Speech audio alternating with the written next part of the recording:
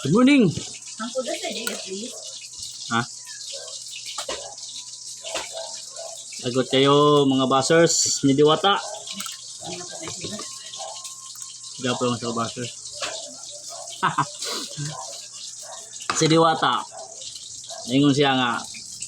Sabi niya, ipapahanap na yung taong nag-post ng 1.5 daw kada picture. Dali ako na napapost pa naman ako. Ipapahanap niya daw yung taong nag-post ng 1.5 kada pictures. Okay, ang po hapon. Sabi ni Diwata, ba't nyo kasi sinisiraan si Diwata? Wala. Talaga. Hindi pala totoo yun, isa pala yung fake news.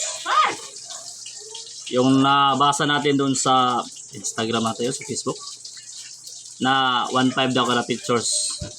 Isa pala yung fake news. Umaga sinisiraan lang si Diwata.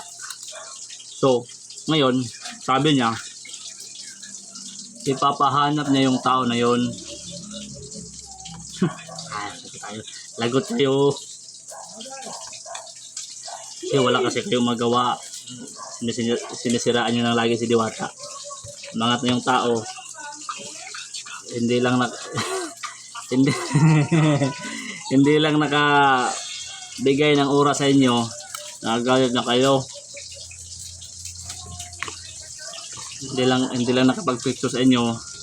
Nagagalit na kayo. Tapos binabas nyo pa, sinisiraan nyo pa. Hindi pwedeng busy lang yung tao. Pagod. Ganun.